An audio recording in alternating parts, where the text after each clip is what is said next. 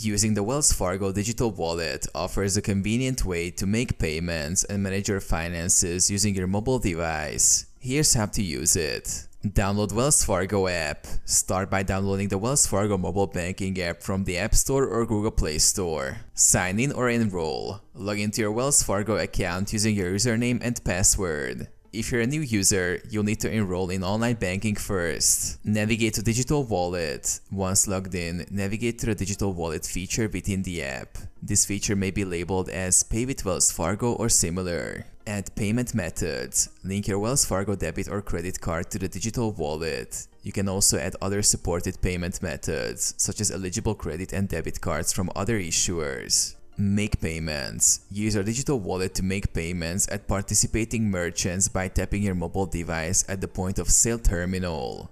You may also be able to make online purchases using your digital wallet. Monitor transactions. Keep track of your digital wallet transactions within the Wells Fargo app.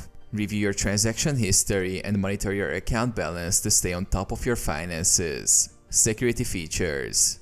Take advantage of security features such as fingerprint or facial recognition authentication to ensure secure access to your digital wallet.